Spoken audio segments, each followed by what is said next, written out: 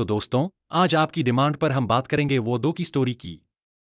ये मूवी 2019 में आई वो का सीक्वल है।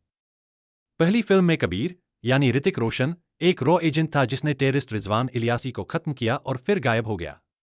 अब कहानी वहीं से आगे बढ़ती है। वो दो की शुरुआत जापान से होती है, जहां कबीर एक बड़े गैंगस्टर को मार देता है।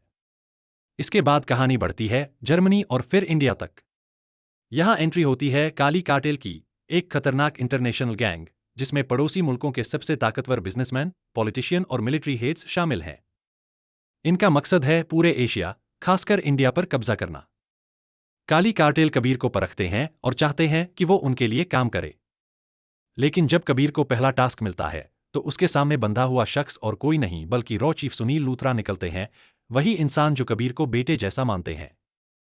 यहीं से कहानी असली ट्विस्ट लेती है। कबीर को अब चुनना है, कार्टेल का भरोसा जीतने के लिए अपने गुरु को मारना या फिर अपने वतन से गद्दारी न करना। जब कबीर कर्नल उथरा को गोली मारता है तो काली कार्टेल वाले उसकी वीडियो बनाकर रॉ तक पहुंचा देते हैं। इससे रॉ और साथ ही कर्नल उथरा की बेटी दोनों हिल जाते हैं। इसी बीच इंडिया से काली कार्टेल का मेंबर गौतम गुलाटी कबीर से मिलता है। वो कहता है कि अब चूंकि उथरा मर चुका है, रॉ के अंदर हमारे लोग डाले जाएंगे और अब से तुम भी काली कार्टेल के मेंबर हो। उधर इंडिया में उथरा का फ्यूनरल होता है और रॉ का नया चीफ बनता है विक्रांत कौल, अनिल कपूर। विक्रांत काव्या, उथरा की बेटी, से कहता है कि हम उसके बाप के कातिल को जरूर पकड़ेंगे। काव्या भी रॉ टीम में शामिल हो जाती है। इस टीम में एंट्री होती है मेजर विक्रम, जूनियर एनटीआर की, जो अकेले मिशन करने का आदी है और खुद को बेस्ट मानता है। रॉ की मीटिंग में अंदाजा लगाया जाता है कि कबीर अपनी बेटी जैसी मानी जाने वाली रूही से मिलने जरूर जाएगा। रूही स्पेन में है और वाकई कबीर भी वहीं आता है। लेकिन यहां रॉ और काव्या से उसकी भिड़ंत हो जाती है। इसके बाद कबीर रूही को लेकर इंडिया आता है और उसे खालिद की मां के हवाले करता है। फिर दोबारा गौतम गुलाटी उससे मिलता है और नया मिशन देता है, एक मंत्री के परिवार को खत्म करने का। लेकिन असल में कबीर पहले ही गौतम पर नजर रख रहा होता है। कबीर उसके जहाज पर पहुंचता है और वहां काली कार्टेल की मीटिंग सुन लेता है। उसे पता चलता है कि अगला टारगेट इंडिया का प्रधानमंत्री है। कार्टेल चाहता है कि पीएम को मारकर अपने आदमी को गद्दी पर बैठाए ताकि पूरा इंडिया उनके कब्जे में आ जाए। कबीर ये सुनकर साफ कह देता है कि जब तक वो जिंदा है, ऐसा नहीं होने देगा। वो गौतम गुलाटी पर बंदूक तानता है, मगर तभी वहां पहुंचता है मेजर विक्रम और यहीं पर दोनों की टक्कर होती है। कबीर और गौतम गुलाटी के सामने मेजर विक्रम पहुंचता है। पहले वो पूछता है, सर, अगर मैं भी कबीर जितना काबिल हूं तो फिर काली कार्टेल ने मुझे क्यों नहीं चुना? गौतम हंसकर कहता है, विक्रम, तुम काबिल हो, मगर कबीर जैसा दिमाग और समझ तुम्हारे पास नहीं। यह सुनकर विक्रम गुस्से में गौतम को गोली मार देता है। विक्रम कहता है, नहीं, मैं एक दिन उन्हें भी खत्म करके सबसे ऊपर बैठूंगा। फिर विक्रम कबीर पर बंदूक तान देता है।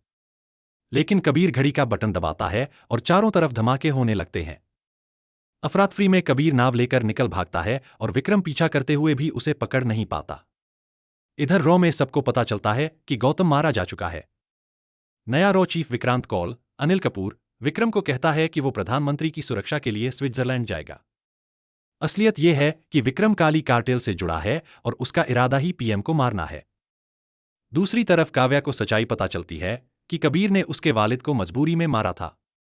अब वो भी कबीर का साथ देती है। दोनों मिलकर पता लगाते हैं कि असल में मंत्री विलास राव ही काली कार्टेल का आदमी है, जो पीएम को हटाकर खुद गद्दी पर बैठना चाहता है। गोले बारूद की इस लड़ाई में कबीर, काव्या और रॉ चीफ विक्रांत सब मिलकर गुंडों को खत्म कर देते हैं। कबीर को पता चलता है कि विक्रांत कौल असल में गद्दार नहीं बल्कि सच्चा वतन प्रस्त है। एक जिंदा बचा गुंडा बताता है कि मेजर विक्रम ने उसे सिर्फ ये कहलवाने को भेजा था कि कबीर मर चुका है, ताकि उसे दर्द न सहना पड़े। ये सुनकर कबीर तय करता है कि वो दुनिया को यकीन दिला देगा कि वो मर चुका है। इधर विक्रम पीएम की सिक्योरिटी में भेजा जाता है, लेकिन कबीर स्नाइपर से मंत्री विलास राव को मार देता है और साथ ही विक्रम को घायल कर देता है। होश आने पर कार्टेल वाले विक्रम को नाकाम कहते हैं, मगर वो कसम खाता है कि कबीर को 24 घंटे में खत्म कर देगा। बर्फीली जगह पर कबीर और विक्रम आमने सामने आते हैं। दोनों में जबरदस्त लड़ाई होती है। आखिरकार विक्रम मान लेता है कि कबीर सही था और वो गलत। मरने से पहले वो सच बताता है, मंत्री के शव में बम रखा गया है।